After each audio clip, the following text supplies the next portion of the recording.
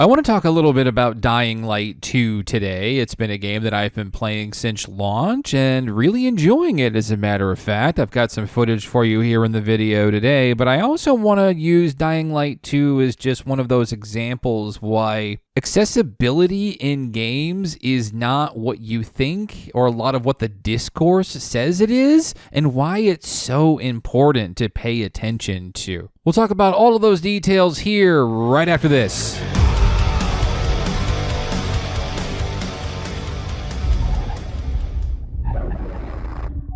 My fellow pilgrims, you have somehow tunnel divisioned your way into the LZ and gotten motion sickness from it. Appreciate you for being here and toughing that out. Dying Light 2 launched last week, and to some pretty decent fanfare. Actually, funny enough, the first Dying Light was my game of the year that year. I'm still playing it currently. I'm enjoying it. I'm playing it on PC right now with a Ryzen 9 and a 3070 gaming laptop.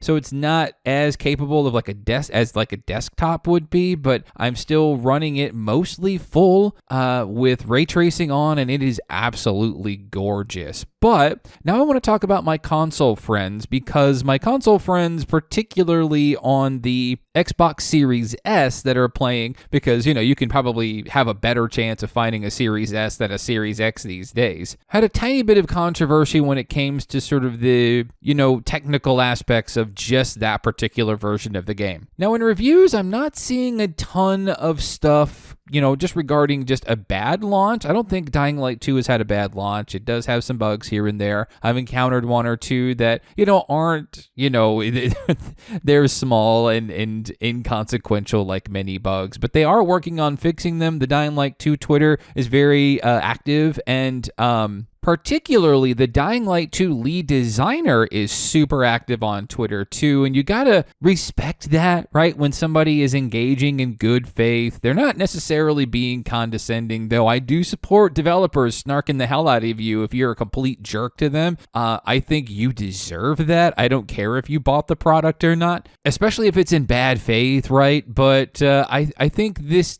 person has done a great job of sort of managing the conversation and being realistic without being necessarily a jerk. And so I came across this tweet that was done a couple of days ago that's adding Techland and, of course, our lead designer, lead producer there, that's talking about, well, I'll just read the tweet here, saying, "My partner and I get very sick and have to stop playing Dying Light 2 because of motion blur, lack of field of view slider, 30 frames per second, and head bobbing on Series X and Series S. Lots of people are saying things like this on Reddit. Any word on a fix for this?" And the lead designer responds with, "We're fixing the co-op issues first because the demand broke the sewers. It says servers, I think.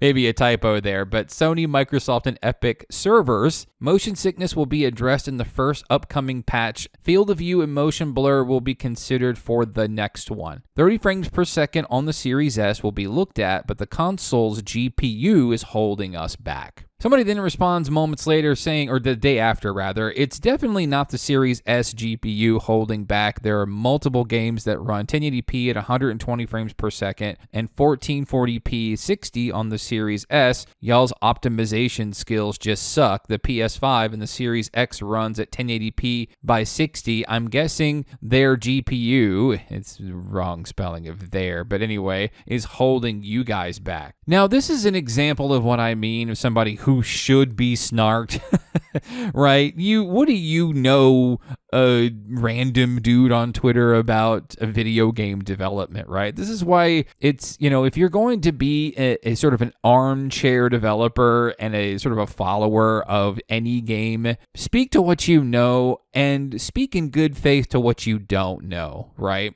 And so the lead designer pipes back up and says, "Different games have different needs. Dying Light 2 is unique due to the density and verticality of its world. It streams more data than most open world games. Surely our optimization skills can improve, but please search for the analysis on Digital Foundry. We didn't suck at the job at all."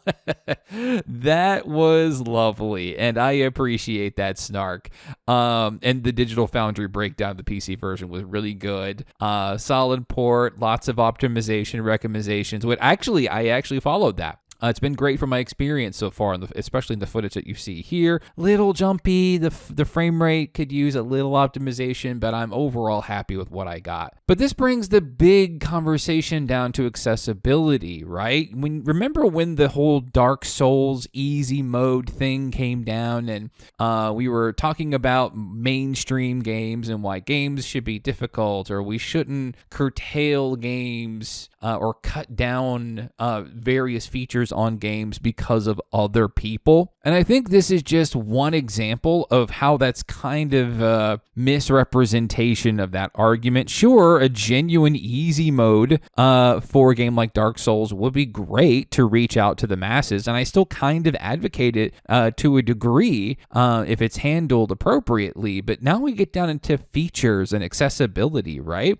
Can you think of a time that you've tried to play a console game where the field of view was far too low, making it just difficult for you to play, right? Or the resolution was super low. I remember this a lot during the 360 era, where we had games that were playing in like 540, 600, sub HD resolutions on an HD TV, and, identifying targets off in the distance and things like that it just gave me endless headaches, to where I had no choice but to drop like an Xbox 360 or a PS3, depending on the game, and go more towards PC because it was at higher resolutions, which gave me less headaches. Now, these folks are complaining more about just general features like field of view, motion blur, head bobbing. It really makes me think that a lot of developers just generally, maybe not a fault of their own, but it's their fault that they continue to not listen to these things right up front when we say that we need options for these things so that your players can further enjoy. Like motion blur, for instance. I never turn motion blur on. If I can turn, if it's an option, that's one of the first options I go for is motion blur, because it will do things to my brain that makes me feel not good, right?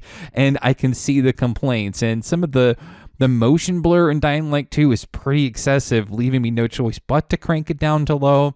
There's a lot of games that do motion blur thinking that, hey, this is what makes it look like real life, and that's not necessarily true. I would rather it look like not real life and not make me sick.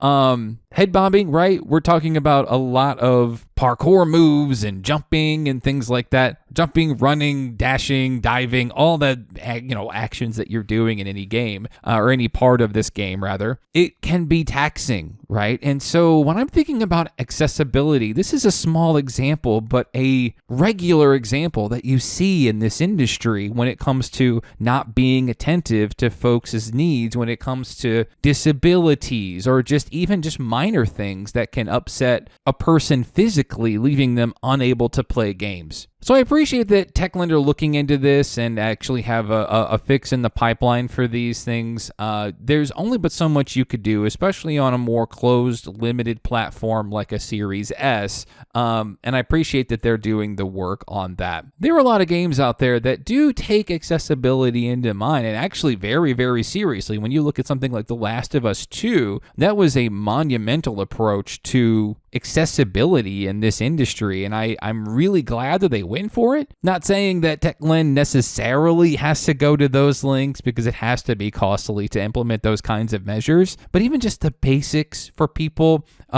It's the year 2022. We're in an advanced generation of gaming where a field of view slider, or at least field of view options, should really be a standard in a lot of FPS games. It really should be a standard at this point. As a matter of fact, there were a lot of games, even last gen, that offered a field of view slider to help, right? I'm thinking about, if I remember, Apex Legends had it, right? I was really pleased with that. Now, I know that might affect performance, which is fine, and now that's partly the studio's choice to try to help mitigate that some, but, I appreciate that I have a little bit of agency to say, okay, I'm okay with a little bit of a performance hit if it helps me to not be miserable playing this game, right? Tell me in the comment section below, has there ever been a time that you have been affected by a game's feature physically, mentally, emotionally that lets you not be able to play the game, like the example that we have here for Dying Light 2. And if this was useful to your